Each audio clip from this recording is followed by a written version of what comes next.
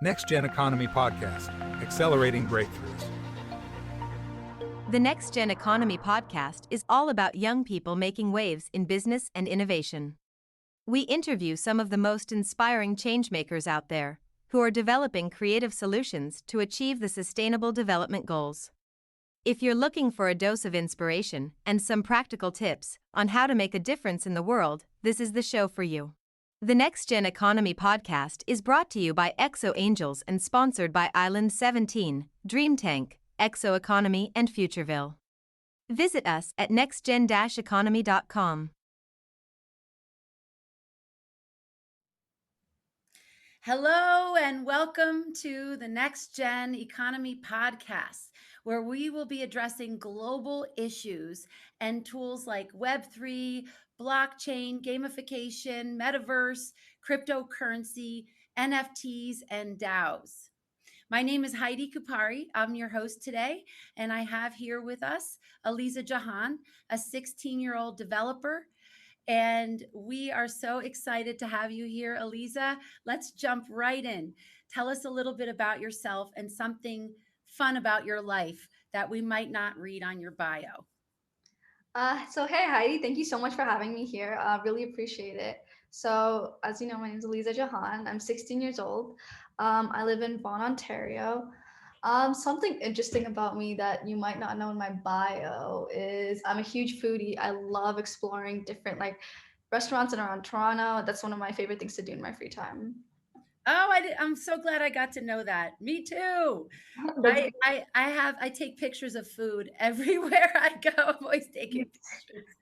Same. Every time my family wants to go out to eat, I say, stop, wait, hold on, I gotta take a picture of this. And they roll their eyes, of course, but then they yeah.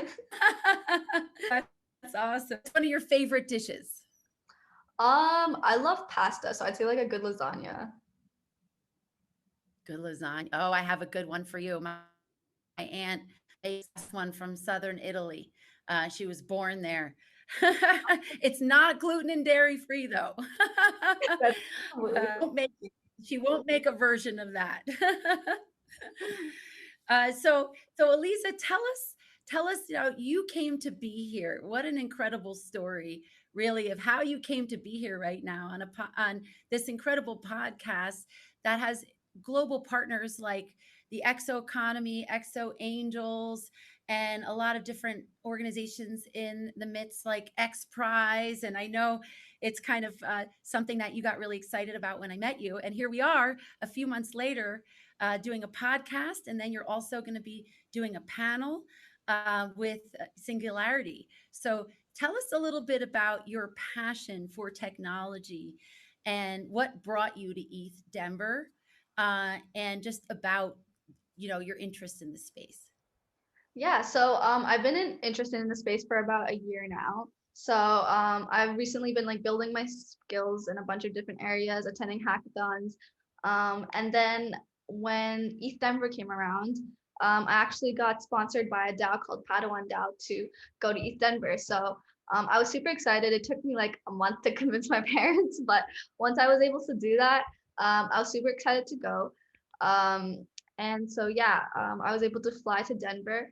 And I had a couple of friends, one of them being Bonisha, which I think you guys already talked to. And one day we were just walking around the area and we met with this guy named Rob. And we just, asked him, we wanted to talk to people. So we asked him, what are they doing here? And we explained our little story. And he told us to get on call with two amazing women to just share our stories. And that happened to be you and Jennifer as well. So after that, we had the opportunity to meet you guys, and it was really great because we both just kind of resonated with what you guys were trying to do with Island 17. And yeah, even now after that, I'm in Canada now and you're in Denver still. It's just amazing being a part of Island 17 still. So that's kind of how we got to this podcast, how we got here. Beautiful. And so tell us, what do you love about this and what excites you most? Um, what excites me most about just like the Web3 area in general is that just like everybody has their own kind of thing to bring to the industry. I feel like Web3, its definition is kind of like the next generation of the internet. Um, but for me, I also feel like it's just a word that you can use to describe like this massive community of people who are just looking to use blockchain to improve the world. There's so many different niches and industries that kind of have been able to use this technology to improve the way that they already do things.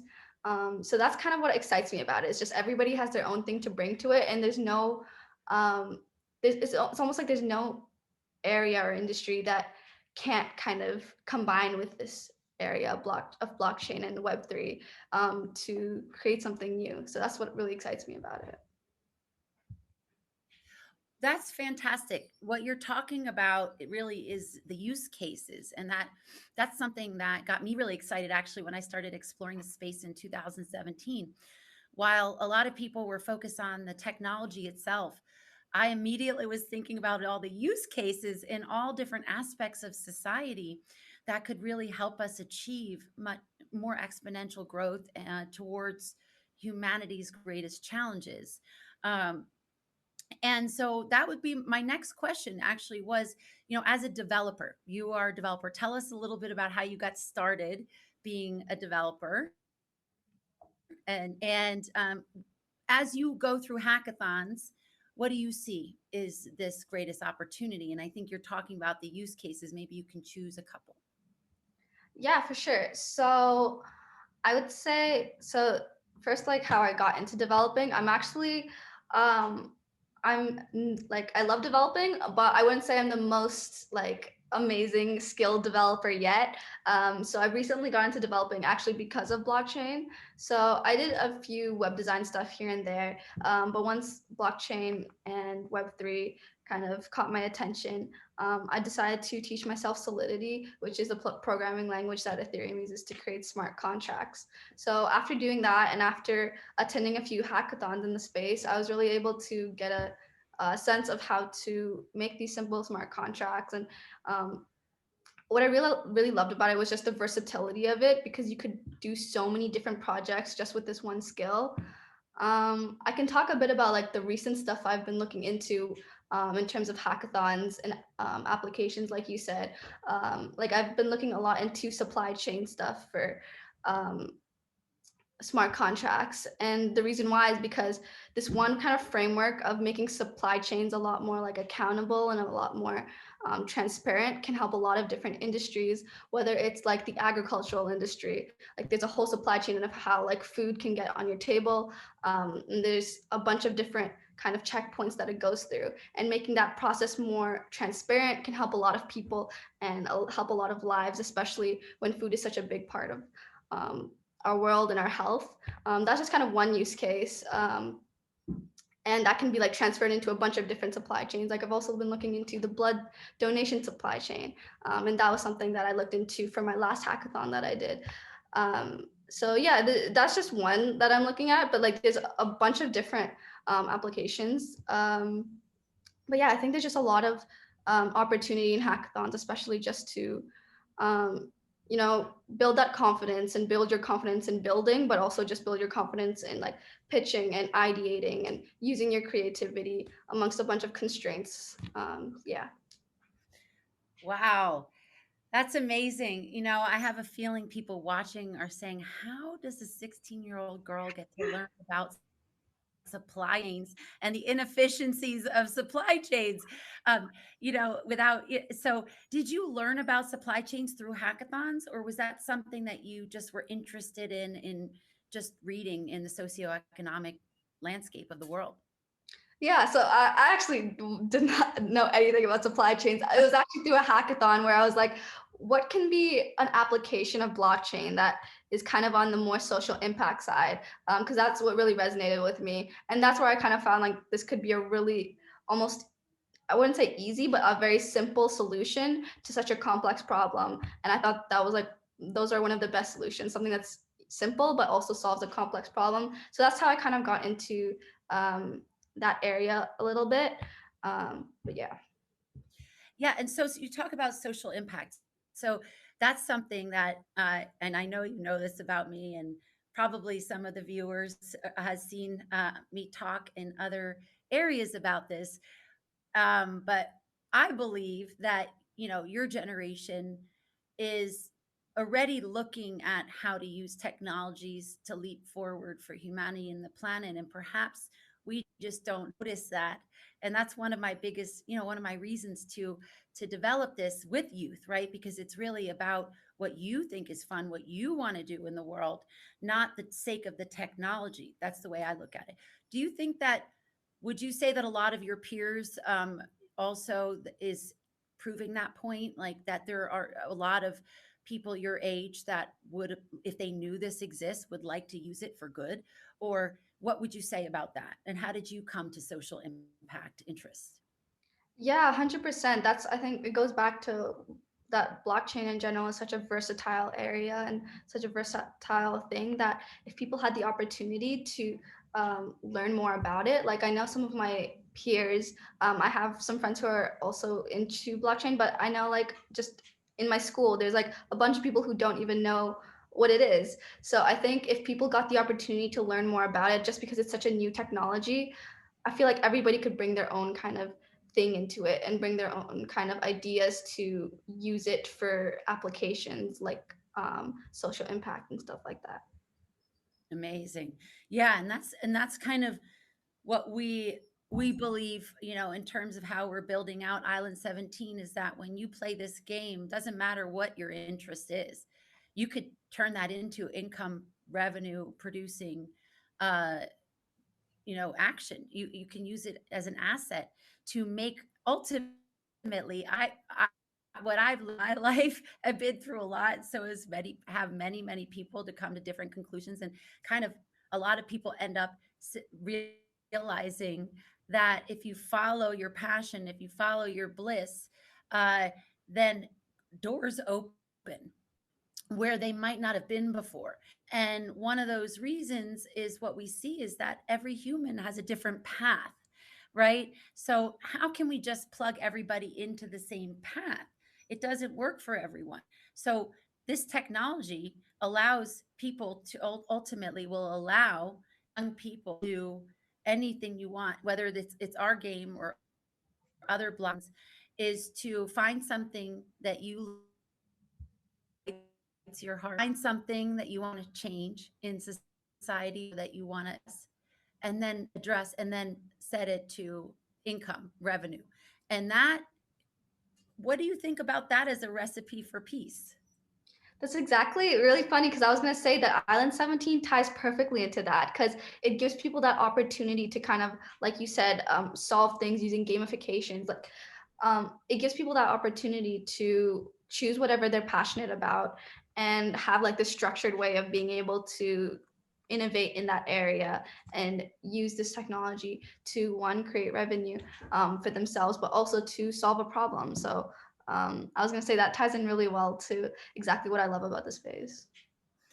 Yeah, yes, and it's amazing that, you know, you're already, like, it's become a language, a second language, it sounds like, for you, because the way you even respond to the questions, it's like instantaneous application. And that's one of the main reasons I think young people are the most suited to actually solve some of our greatest challenges, because I think a lot of us, we're too far gone. We're not that we're all not trying to change, but, and I'm not throwing us all under the bus, because a lot of people care so much about this and we're working so hard, and ultimately we're paving the way for you, right? I just believe we put you in front sooner. uh, and But what do you think about the capacity of young people to use this and come up with real solutions that you think could go move mountains? Yeah, I think that's a really good point because I know a lot of young people have like an opinion, but sometimes it's hard to get that opinion heard.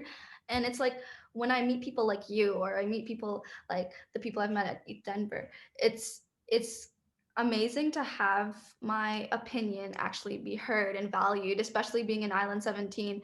Um, a lot of my ideas have been like heard and valued and even implemented. So it's really cool to like see that. And I think that if younger people have that opportunity to have their opinion heard, feel more inclined to kind of um, solve some of these bigger problems. It's something that you kind of don't think about when you are more in your teenage years. But if we had that opportunity to kind of have our voice heard, I think a lot of more people would be inclined to kind of look towards this direction at a younger age. Yeah, like if there's a platform, you guys will speak. Yeah. Yeah, and safe, right? Safe and welcome. That's amazing. I know many people around the world would like to hear more from the youth, and not just hear, but like you said, implement, because that is essential, right? We all have a place in this world, and really the world needs all of us to show up right now. I really feel that. Well, tell me more about what your view is of income producing actions in crypto, in NFTs or smart contracts. Yeah, I actually think it's super cool. I actually wrote an article about something similar a couple weeks ago, where it's kind of talking about how decentralized finance as a whole, it's kind of like a buzzword nowadays, just like like people making insane returns on investments and stuff like that. But I kind of also, after researching, have figured out that decentralized finance has the power to, of course, like allow people to invest and gain high returns oftentimes, but it also provides a way for people to have access to these financial tools who may not have the documentation to get a bank account or have the documentation to, um, you know, uh, get some of these resources like loans or down payments on a house and stuff. But crypto, it doesn't have that discrimination. Anyone around the world, no matter who you are, can participate in the global economy with this whole space, which I think is super dope and I think is super cool. Yeah, really, when people are empowered economically, anything's possible. Yeah, yeah, exactly. Yeah, there's a book you might at some point. It's a great book. It's called Dead Aid, Oh, by an author named Dambisa Moyoso, and I hope I didn't mispronounce that. But it's incredible because it talks about how international development in the old form is failed. It does not work. This giving away model does not work. It needs to be sustainable, and yet we can't create sustainable systems necessarily if people are all in complete survival mode. And so her book talks about when in experiments that have been done, when, a number of people reach a certain percentage of the population in a community, reach a certain level of income, uh, they can now look outside of themselves to make their communities better. And and what we're saying is going a little further and saying, well, how about giving them a social impact mission to make money, right? So it doesn't have to be make money and then, but we are addressing the survival, the challenge of survival mode for many people, because it is very hard to innovate when you're hungry. uh, and so with everyone contributing, I can just imagine what world we're going to have. Oh, I love that. I'm definitely gonna read that. That sounds amazing. Yeah. And it's I read that back in when I was at International Development Enterprises. Actually, I was working at a nonprofit, and we helped smallholder farmers that made less than $3 a day in the developing world increase their income using business strategies and supply chain, and really teaching people all along the supply chain how to make money in these different countries, so it was sustainable impact. And I got to go to some of the villages where we actually gave people tools and training versus handouts, and they doubled and tripled their income in 1 year. And their kids were going to school. It was incredible, and it's just really treating people, every person, as an investor in their own life, and an entrepreneur in their own life is really my ultimate dream. And I think with blockchain we can achieve this. Yeah, it's crazy how when you give people that comfort, like it allows them to like do a bunch of other things for themselves and for their children. So I think that's amazing. Okay, so my last question. This is your drop the mic moment. You can say whatever you want to say on behalf of, if you feel like you can represent what the pulse of your generation, but say whatever you would like to say. This is an incredible audience of people who are, again, exponentially minded, networked, connected. And what's your statement you want to make, and or call to action or awareness you want to share with everyone? Oh man. Okay. I think right now off the top of my head, what I would say is just wherever you can try to add value to people, because I think that's something that's so like not talked about. Just even in this space in general, I feel like what I love about this space is everybody's looking to add value to each other. Whether it's just saying like a kind thing to one another or looking for ways to like connect people, like the way that you connected me to a bunch of people as well in this space with Island 17. It's, I think, something that's not just talked about enough. So I think whatever you're doing, just try to add value to people and try to help people out with what they're trying to do and their goals, because we're all trying to reach a common goal, which is trying to just make the world a better place, I believe, at least. So yeah, just I guess we're all trying to reach a common goal, and so help people whenever you can to like reach their own goals. Beautiful. Well, I think that is a wrap. I'm so delighted to have you here, and we will see you again soon on in our DAO meetings and working on all of our exciting projects. And I think we're going to close. So it's a wrap. NextGen Economy podcast. Aleeza, Jahan. Thank you so much. I really appreciate you having me here. It was a blast. Thank you so much. I look forward to being on your podcast as well. Yes, for sure. We're going to record that actually like right after. So, and maybe we'll cross link them so people who see this can also see the other one. For sure. All right. Wonderful. Take care. Bye. The NextGen Economy podcast is brought to you by ExO Angels and sponsored by Island 17, Dream Tank, ExO Economy, and Futureville. Visit us at nextgen-economy.com. NextGen Economy Podcast, accelerating breakthroughs.